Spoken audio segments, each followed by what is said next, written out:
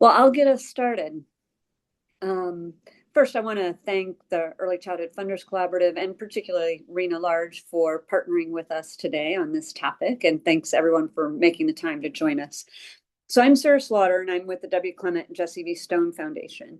And today I'm joined by my two partners in crime, Ola Friday from the Early Educator Initiative Collaborative, and Sherry Killen Stewart, who formerly of Build and now with Leaders Making It Possible. And in the interest of time, we're going to put our bios in the chat.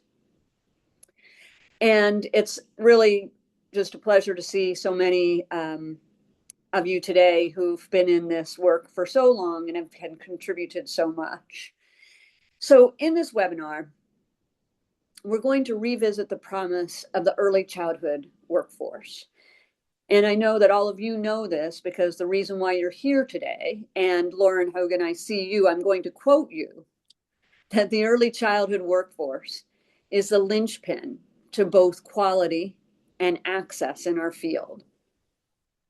And in 2015, I was privileged to be one of the funders of the National Academies seminal report, Transforming the Workforce, Birth to 8.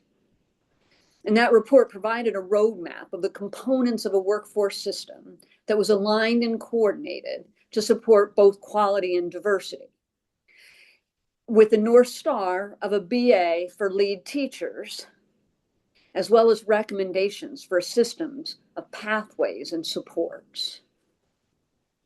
And then in 2018, the National Academies released their financing report on that subject, recognizing that increased public investment is absolutely necessary to create the sustainable workforce.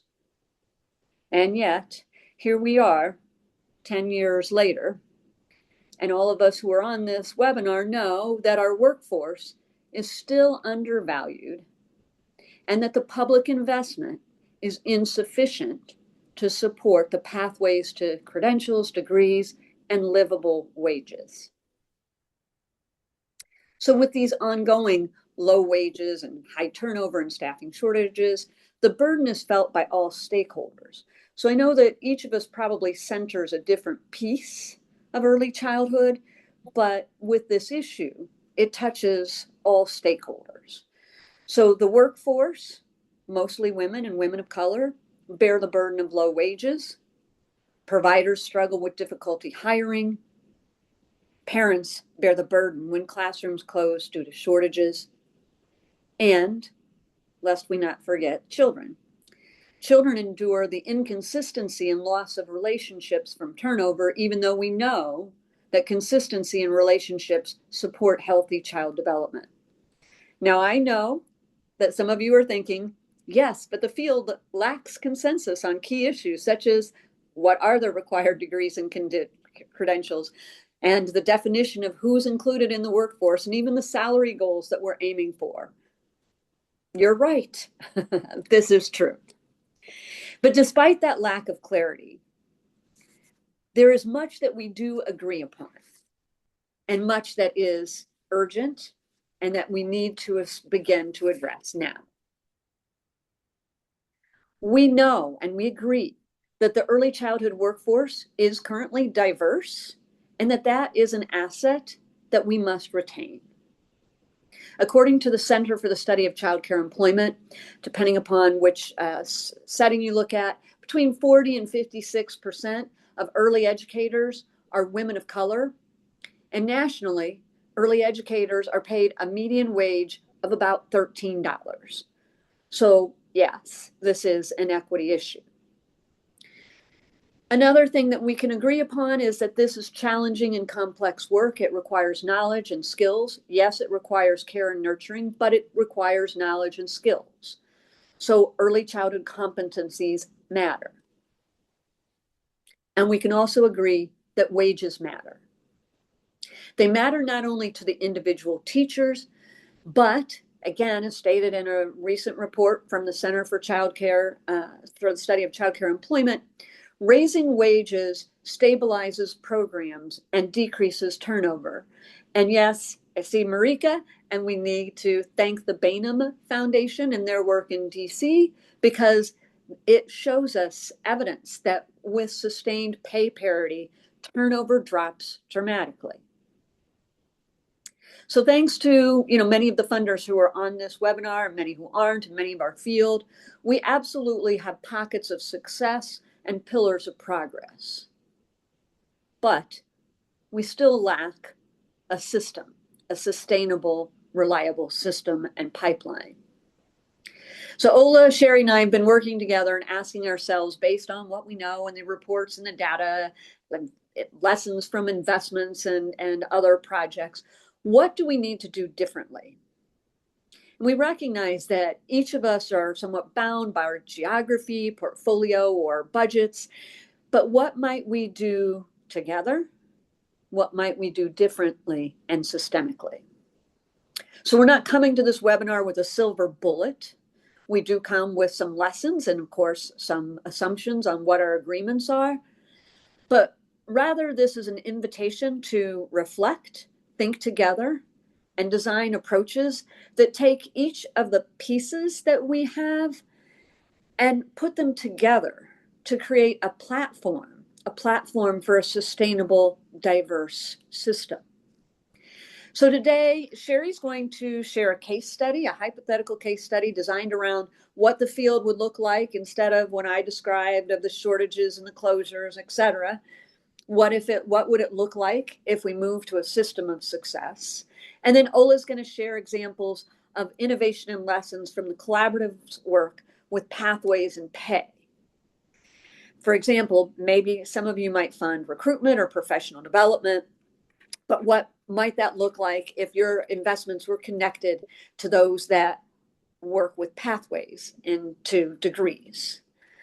And if you fund higher ed pathways, who in your state is thinking about the adequate pay that should await degree earners? Because we don't want to create a bridge to nowhere. So after Ola and Sherry speak, we're going to stop. We're going to ask for clarifying questions, but most importantly, we're going to ask for your thought partnership. And what we also hope is that those who are going to be at the April meeting, ECF meeting, we hope that you will join us during lunchtime to continue this conversation. So with that, I'm going to turn it to Sherry and the case study. Yeah, Rena, you want to show the poll to see who's in the room, and then we'll go to that. Okay. So this is looking at what parts of the early childhood system you're invested in, and lots of policy and innovation and advocacy and organizing, but right behind that, professional development and career center. It's good to see that we're across the map. And please, if you said other, talk to us about that in the chat. And then we asked at what level. And so lots of local, mostly state, but coming right in behind that is local, and then some national funding. And then one of my colleagues, you want to tell me what's in the chat about where that funding's going? We can pick that up in a little bit. Really appreciate the opportunity to be here with all of you and want to share with you a hypothetical story, but it does come from the work that I've done in multiple states, listening to the workforce primarily, and then supporting the state to make shifts in terms for better outcomes for the workforce. So it takes a case of a hypothetical program, Little Bridges Early Learning Center. That center needs a preschool teacher, and they meet a woman named Maria. This happens. She's bilingual caregiver. She's trusted by families, and she's really passionate about doing the work with children. She's got strong experience because she's been working with families and working with children, but she doesn't meet the state's formal qualification and requirements yet. And without a supportive workforce system, she'll likely be just turned away. You don't qualify for the job. Instead, the program and the state, in the example I'm about to give you, work together to help recruit, develop, and retain her as an educator. And as Sarah said, the educator without the system would have no employment, the family would have less access. We've seen lots of classrooms close, and the provider would then be the one needing to make that case and close that classroom. So when we think about leadership and governance, state leaders have to have aligned agencies. There's a role for higher ed, there's a role for workforce programs, there's a role, as Sarah mentioned, for a competency framework and career pathways. Some folks get professional development and some higher ed. And there's a role for a workforce registry that really is tracking and supporting her as she gets those qualifications. Putting that together is not just about regulating that Maria come in or not come in the system, but understanding how those pieces fit together, and they're more. In the policy area, Maria in this state is allowed to enter the profession while she gets her credentials. She's got provisional teaching ability.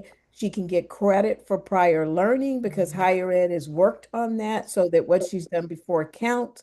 She is the opportunity to be in an apprenticeship program, to be able to get some immediate coursework and skills. And this state has worked, or higher ed has worked, so that there are articulation agreements, so that if she goes to community college and then wants to go to 4 year, or she's taken some things already, she can move across.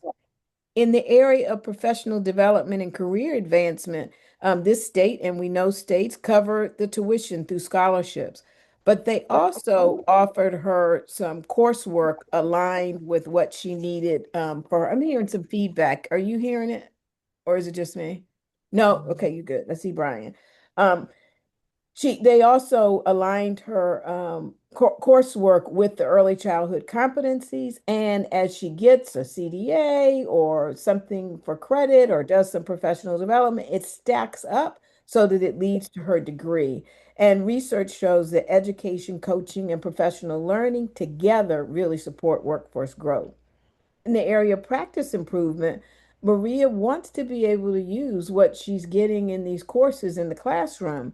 And in this hypothetical state, Maria's learning connects directly to her classroom practice. They have practice-based coaching and peer learning communities and a quality improvement system that really says the program is strong. This really helps her be a strong educator.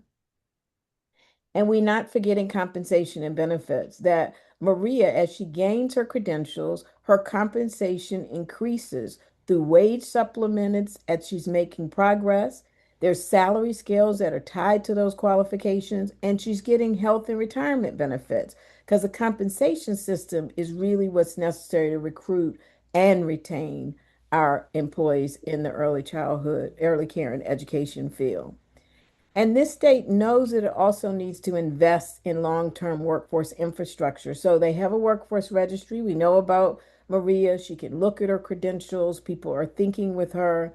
They've partnered with higher ed to make sure that the coursework aligns, and they have data systems to really understand what's happening with the workforce. So as a result, with this system in place, the program gets a strong employee. That's first and foremost. They get to keep their classroom open and they're stable. Maria herself is on a pathway that's got some economic mobility and some educational mobility for herself. So she now has the chance to move from her associate's degree and work on her bachelor's, become a lead teacher, and really demonstrate that she's not just getting the education, but she's applying that in the classroom. And so now I'm going to turn it over to Ola to give you some more examples of how private investments can really do the connecting and be the catalyst for the kind of experiences that we saw in the case study. Ola? Thank you, Sherry. All right. So, thanks everyone. I want to just talk a little bit through one of the early educator investment collaboratives, major investment strategies in the field of educator preparation, and what we were trying to do from a systems change perspective in that grant.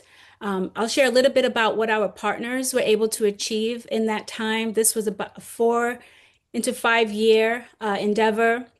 I'll also really transparently share what some of the limits were in our approach and how the understandings of the limits and the lessons that we learned are continuing to shape our approach moving forward.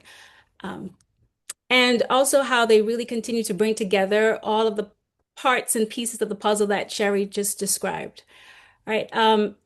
And as a preview of what I'll share around the learning, I want to be clear that one of the things that we're really understanding is what does it mean to make investments on multiple parts of the system, as Sherry has described, and then also what does it mean to make those types of investments in the same context. And that's still something that we're learning a lot about and looking forward to exploring more. So a few years ago, we made a significant investment in partnerships between institutions of higher education.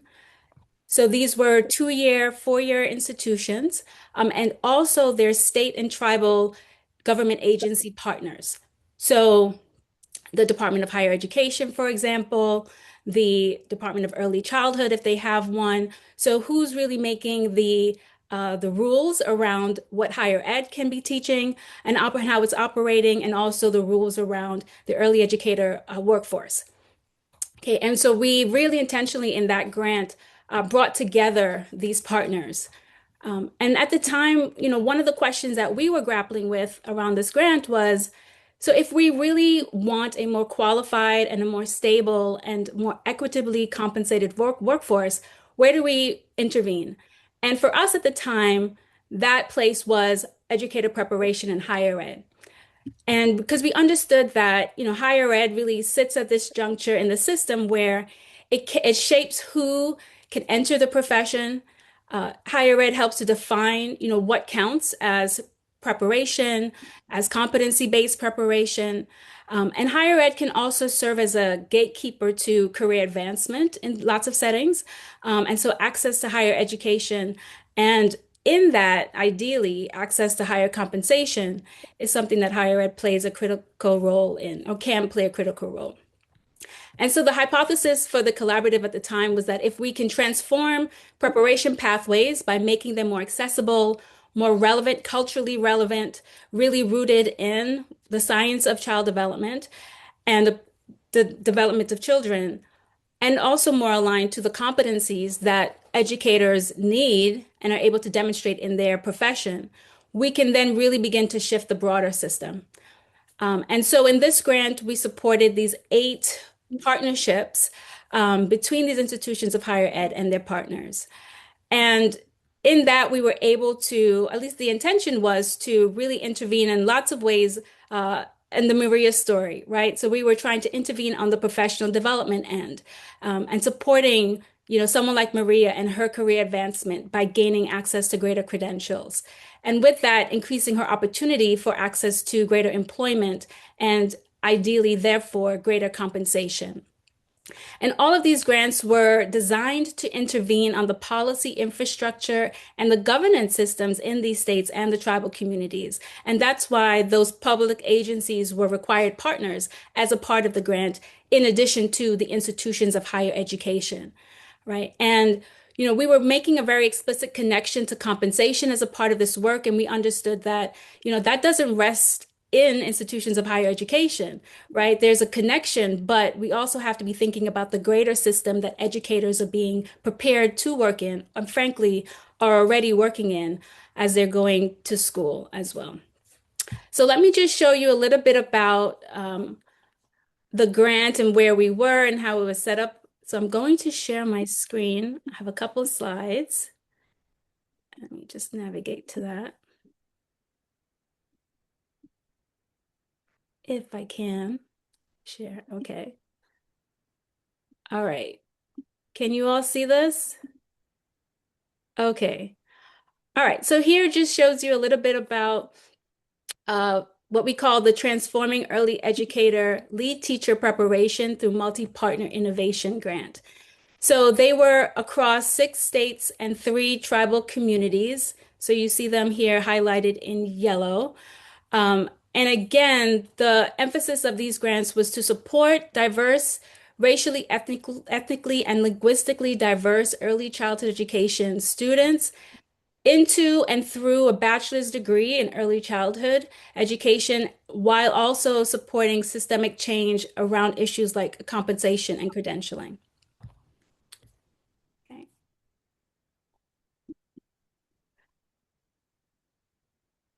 So let me share a little bit about what the grants were able to do and accomplish. And again, so all of our grantee partners, they've tackled this issue about, recruitment and support in different ways, depending on their context and what was really needed in their institutions and with their state and tribal partners. But really, they were thinking about how are we supporting adults who are working already, usually full time, right, into our programs and really doing that expansively. How are we meeting their diverse needs around language access, for example, and really building that into our programs? How are we attending to all of the needs of our non-traditional students who are navigating so many complexities of work and of life and really supporting them holistically in their pursuit of their higher education degree? And what we saw was that these institutions were able to do really amazing things with their state and tribal partners, right? For example, we saw North Seattle College that was able to create an entirely new bachelor's degree in early childhood education that's fully in Spanish. It's the first one in the state of Washington, and there's a lot of demand. They can't actually meet the demand for this program. They were also able to create contextualize math and English required courses for their early childhood educators, those students. So they are now being able to really access that degree in a way that they hadn't been before by changing the way that the institution itself was supporting those linguistically diverse students as well. They've translated their curricula into multiple languages, including Mandarin, Swahili, Haitian Creole. I can't even name them all, of course, Spanish as well. We saw the University of Nebraska system that really leaned into competency-based education and across the university system really tackle what it means to develop competencies that all institutions would then be preparing their educators around and revamping their curricula to support those new competencies. And those competencies were developed in community through a very rigorous community-based research exercise. We saw, for example, in Georgia State University, really expanding access to the bachelor's degree by working in partnership with the CTE programs so that students are coming out of career and technical colleges with many, many more credits that can be now applied to their bachelor's degree so that they're not wasting time or money by repeating coursework that they had taken in their CTE program. And also, they embedded a lot of coaching and holistic supports for their educators so that they're not only attending to the academic needs of the students, but also, their holistic needs as well. I can give many, many more examples, but I'll show you briefly just another slide on some of the numbers that came out of this grant as well. Let me share that slide. Hold on. Okay. So this slide just shows you some of the numbers. So I didn't mention, but this was a 15.7 million grant investment that we did across the 8 partnerships. We received aligned funding as well from Kellogg Foundation to support some grantee partners, specifically Salish Kootenai College. So that was a great partnership in bringing additional resources into the grant. In total, the partners, at least at the time of this report, which was 2024, the end of 2024, they had issued over 3,000 degrees to the students that were part of the preparation pathways. And again, I mentioned the intention around the partnerships, right? And so we saw 100 partners really engaging across the country in supporting the grant activities, both in the institutions of higher ed, but also in their state systems as well. And we'll drop the link. My colleague Tanya did drop the link to the report if you want to learn more about what the grantee partners were up to and the results of the grant as well. But so there were many successes, and we do call them out in the report, but I also want to be honest about some of the real limitations that we saw through this grant approach as well. Like I said, at the very beginning, we named compensation as something that we wanted these grantee partners to intervene on, and we understood that they had very limited capacity and ability to do that.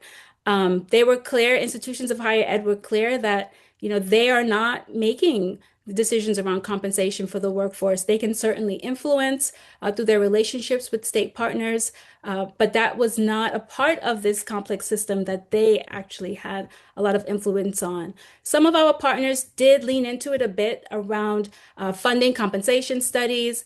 For example, Hawaii and Rand they did a compensation study on the Hawaii workforce that also looked at compensation levels at that time. We saw the grantee partner like Salish Kootenai College, they were able to use some grant funding so that their educators in the lab school were getting compensation bonuses. Again, a bit of effort, but of course, we're really thinking about durable compensation increases. And so that's not the exact type of compensation strategy that we want to see in the long term. But that's what they were able to do in their institution with some of that grant funding. So for the collaborative, we understood that we needed to really tackle compensation in other ways, right? We were limited in doing it through this particular grant. And so we have a current grant that's out now that's really focused on innovating financing systems to generate more revenue, unlock more revenue so that we can finance the early childhood system more and therefore pay early childhood educators more very intentionally. We'll drop a link to that as well if you're interested in checking out what's underway with that grant. But I think what we continue to learn is that this is really complex work that requires interventions on all facets of that system that Sherry had named. And also, what we're learning is that, when we multiply those investments in a particular context, there could be something really powerful happening there. And for us, that context is looking like Colorado, right? So Colorado is a state where we have higher education grantee partners. So we did fund the Colorado University system. And also currently we're funding Colorado in the compensation capacity building grant as well. And we've also supported grassroots organizing and advocacy in the state of Colorado.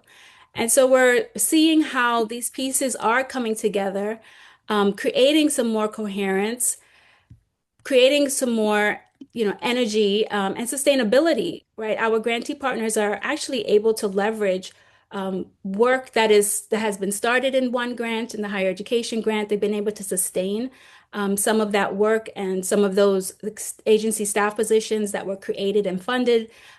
So we see some sustainability as well that's happening because of these multiple grants that are being made in the same context. And so we're, thinking very closely about, well, what does it mean to continue to fund in a same context and really fill in, right, some of these gaps in the system that Sherry has named for us. So a lot more to continue to be learned. But we're happy to be in conversation with you all and hear more about what you're doing. But this is just an example of some of what the collaborative has been learning about systems change through our investments. So we're looking forward to the conversation. I'll stop there. Thanks, Ola. So I'm going to open up to any clarifying questions or just general questions. But I guess what we hope that you're hearing is that there is a lot of innovation and a lot of progress, but yet still lacking that system. And, I think Ola and Sherry both talked about sort of pieces, right? That you might have higher ed innovation, you might have compensation studies, financing systems. But if I'm Maria in the case study, it doesn't do me any good if I'm in Illinois and there's something really innovative in higher ed in Washington State, or there's really good wages in Washington, D.C. I need those pieces put together for me here in Illinois, right? Or fill in the blank of wherever you are located.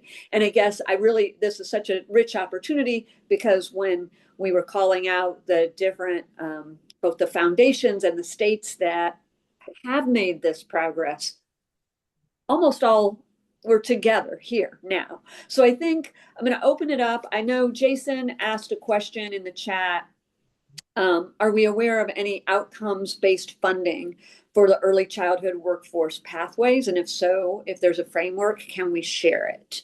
So I don't know if anyone is aware of an outcomes-based funding for the early childhood workforce pathways. Yeah, I don't know anything for the pathways, but I know often apprenticeship programs, one recently in Massachusetts was tied to performance, getting folks through each of those levels, but it was boundaried around the apprenticeship experience, not going all the way through multiple credentials, as folks move up. Thank you. Do you have any information about that or a connection there? We have a grant with a higher ed partner called a Mountain College to Oh, expand and launch their apprenticeship program, and they already do outcomes-based funding in their K-12 side. And so we're hoping to incentivize them to, where possible, yeah. help build a structure, especially where they can partner with school districts. Um, We can and so that'd be connect you great. to Valora Watson at the Kell Institute, and she also wrote several reports about it. I'll try to Google now and see if I can find them, but that's who I would talk to.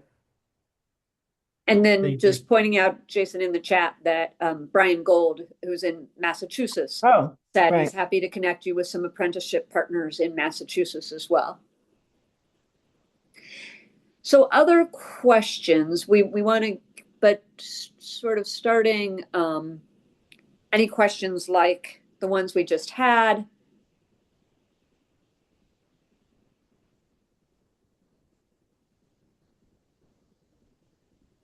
Or if there was anything where we were describing things and you thought, oh gosh, I've got a great model, like just sort of like the conversation we just had, great model of X or Y that Ola and Sherry just mentioned. If so, please either speak up or put it in the chat.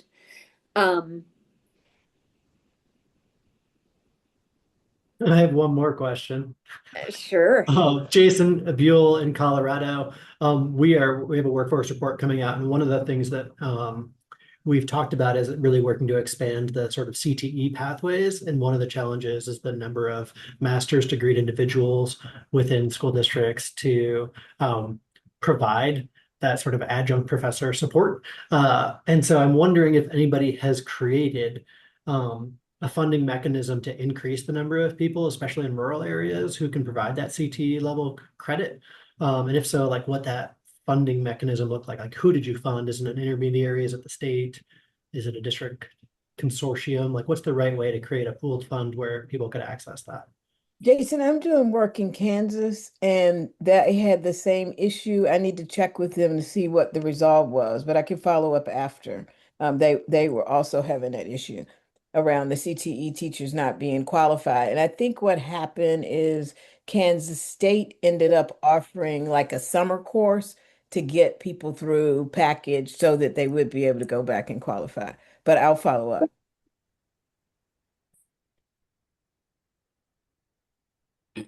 All right. Well, why don't we do, oh, yes, Tasha. Thanks for this amazing presentation. And I was thinking, Sherry, the scenario that you described, Maria, she sounds really familiar, very much a real kind of situation. And in addition to all of the sort of challenges in fitting a higher education system to meet her needs, I was thinking about all of the home life needs that are impacting her ability to access that.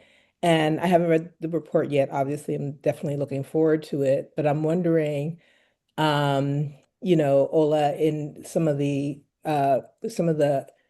approaches, if they had that work-life balance support, childcare for the, people who were seeking higher education outside of their work hours, or just supports for people who are entering education from, an unusual pathway, which is often the case for early childhood educators. Oh, well, let me say something and then you could talk about the work. One of the things that Sherry Cleary, who you know from New York, often points out is that there are two different roles. There's the role of advising around the career pathway and the college courses and all of that. And there's the role of mentoring and coaching. And those are different. And it's in the mentoring and coaching role that she would have seen that support. But Ola, let's talk about the real work. No, that's actually that's very right, Sherry. So and the coaching, so community-based coaches, these are early childhood educators themselves, were brought into the project. Project Seed is what it's called in Georgia, to provide that coaching, that mentoring, so that early childhood educators who are coming in like, I just have my life's kind of blowing up. It's not about the course, but I'm navigating these other challenges in my life. Having someone who understood where they were coming from, were very aligned in terms of the work, and their experience was so beneficial. And having that person to pick up the phone to call, to help them to navigate those challenges.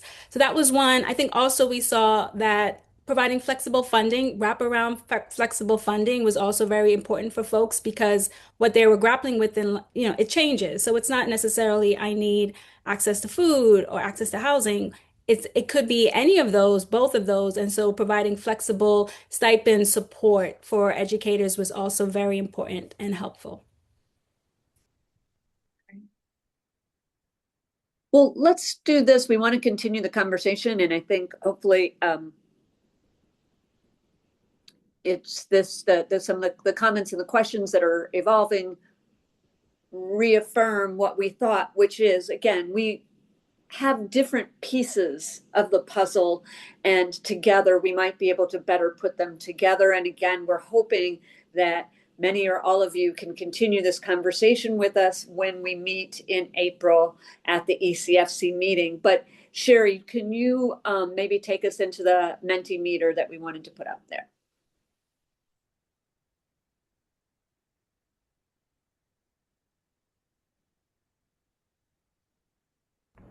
Sherry, you're on mute. We didn't hear anything. And I was so good. I'm sorry. Thank you, Sarah. And if we hold the knowledge about diversity being important in wages and the key components of the early childhood workforce system pipeline, and we're not asking philanthropy to fund it all, we're asking that we figure out what's our catalytic role to call the question on the pieces.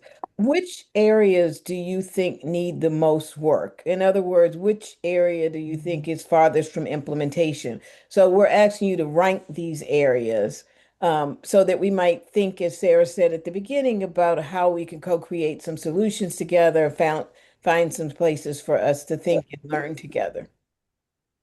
So you're ranking the components that I talked about, as most developed to farthest from being developed. And I can put the link in the chat because sometimes that's easier to hit than to do the QR code. So let me do that now.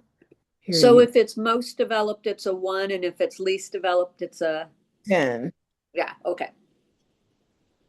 Thanks, Sarah. Forgot that part.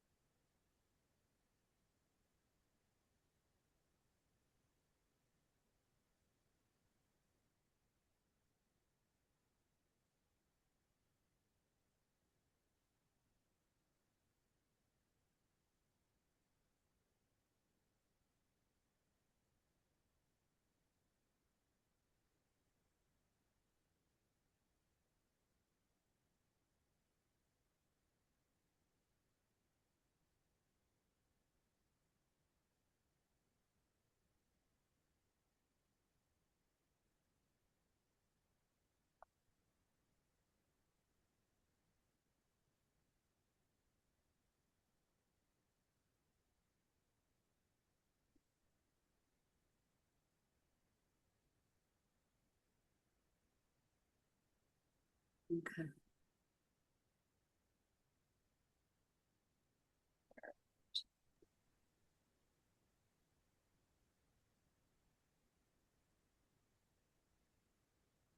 So it's looking like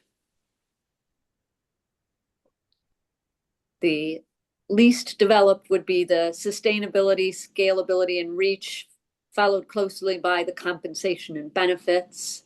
But And I know this is important to Ola. Leadership is also in the middle. And that's so critical in doing this work in states is having the leadership, governance, and accountability component. right.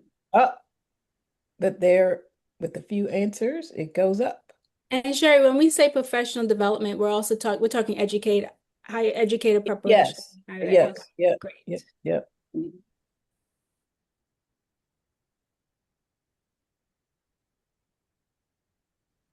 Let's see if a couple more people shifted again, Sarah, because leadership went up.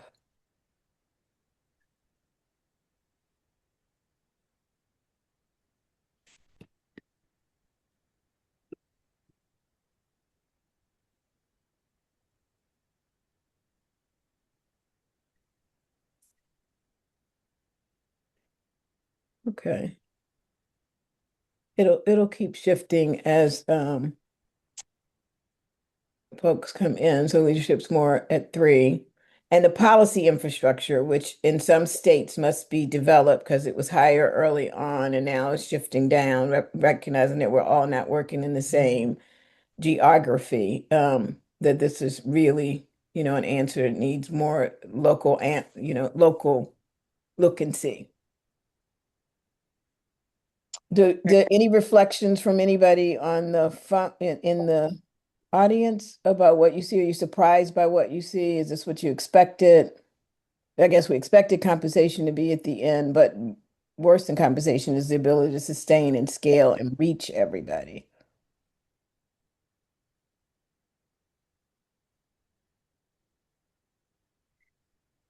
I know so many of you, and I know you're not quiet people, and you have lots of knowledge and opinions on this. So I'm going to call you out if you don't speak up. She knows your names. Brian, Marika, Lauren. I was gonna be the list to get called out. And I joined, sorry for joining late. I don't think this surprises me too much. I mean, I wonder about like how we unpack sustainability, scalability, and reach. So I do feel like we've got, I think back to, how people use pandemic relief dollars. I know Illinois and other states used it to quickly reach a lot of people and demonstrate, yeah, we can actually provide meaningful compensation. We can sustain centers, et cetera, when we want to. So we have the infrastructure and the knowledge. We just don't use it. And I think similar to like policy infrastructure, we have the infrastructure to build the system we want. We just haven't necessarily used it. Good points. I think for me, I focused on the policy infrastructure a bit, a combination of policy infrastructure and accountability. I think the scenario with Maria, it seems as if Maria is seeking additional credentials and degrees based on her personal interest and goals.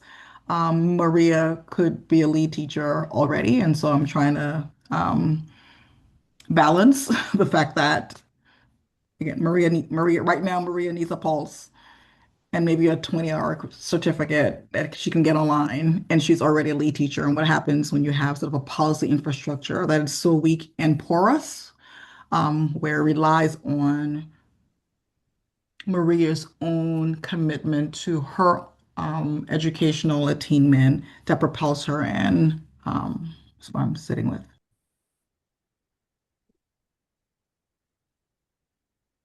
And I think, you know, thank you for putting that out there, Marika, because I think that's a big question mark in the field, right? And I think one in the hypothetical, it does talk about Maria wanting to be a lead teacher, right? So not saying that everyone needed that BA or that pathway. And I think it's in part two, I think there's a big question of, will we ever get to those livable wages if there isn't a North Star with a BA, that we certainly have not gotten there as a whole at this point in time, right? So I think it's both a recognition of competencies as well as where, how livable wages tend to follow where there are degrees. Where degrees are required and not a nice to have. Right. Correct. Yes. Yes. You are correct.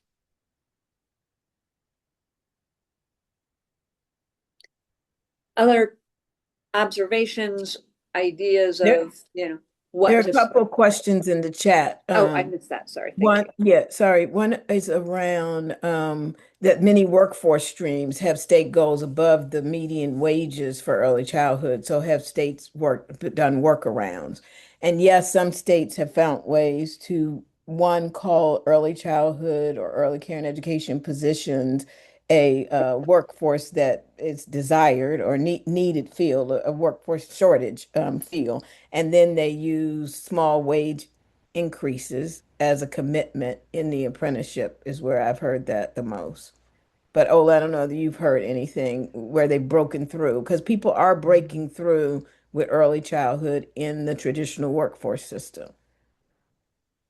No, I've heard that too, Sherry. The framing of them as essential workers has been a way, yep, to get into that workforce, get access to more workforce funding. Yeah, and then Brian said, the first thought is regardless of how developed each piece is, are they working together in a backbone integration? And I think, that was the hope and the call of all these offices of early childhood or offices of early care and education.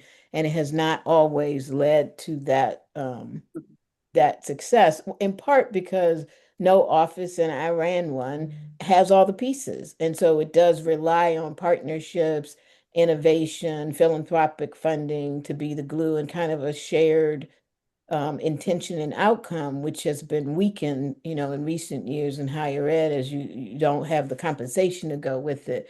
There are many colleges that are now not even doing early childhood, and the field was always underfunded in terms of using a lot of adjunct faculty and things like that in those programs. But those programs right now are also at risk. Just as an example of putting it all together.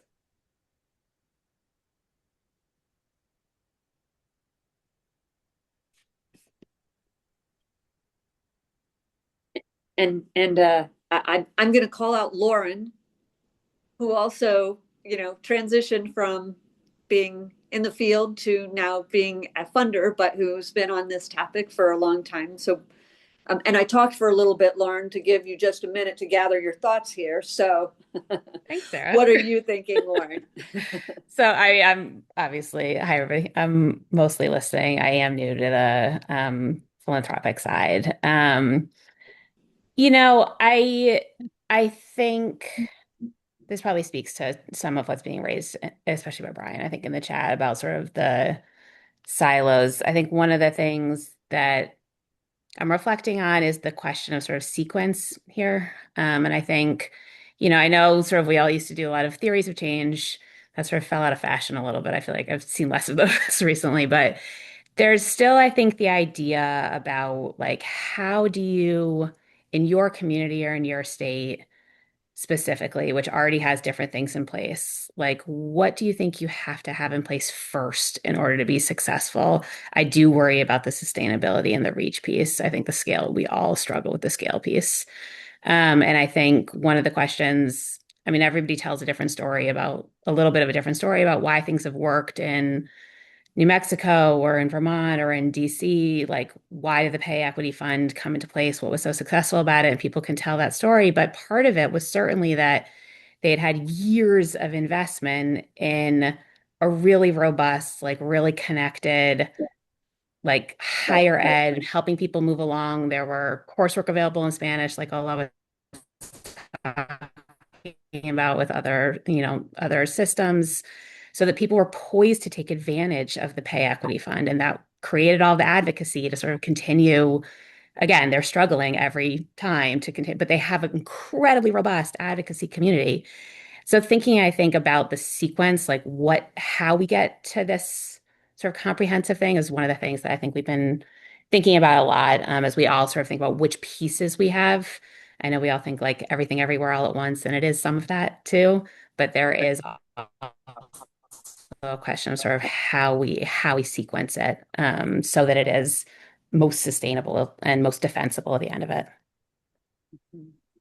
And I think when we think about the blueprint, we're saying no one of us is responsible for all of it. No leader could do Right. it all. But can you call the question? So if you decide to fund higher ed, are you checking to see if the higher ed courses are linked to the core competencies? Because that's not always the case.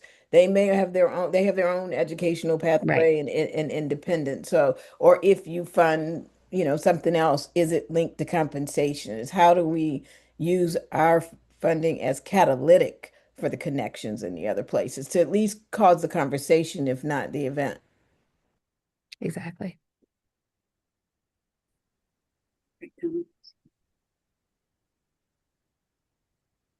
Oh, Brian put something in the chat.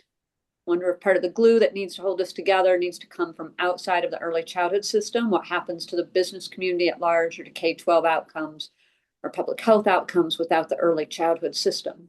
How do those other stakeholders become activated as advocates to demand comprehensive solutions to the growing workforce collapse?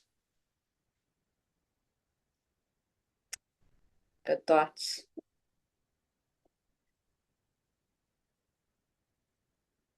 Other comments or questions?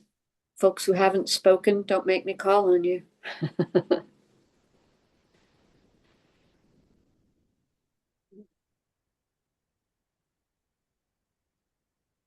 Can I add? Go ahead. Yeah, go ahead, Al. Yeah, I just wanted to underline what Sarah said regarding the importance of the BA, making it required a required credential. In Hawaii, we lobbied hard for the Bachelor of Arts to be the lead teacher throughout our public pre-K. I don't know how many of you are working with your public preschools, but the public pre-K in Hawaii pays the best compensation of any state in the union. That was just revealed in December by Microsoft, AI, and others. We're actually ahead of New Jersey and New York. The problem is that when you figure in the cost of living, we drop down to 25. That's Hawaii, so what do you do with that?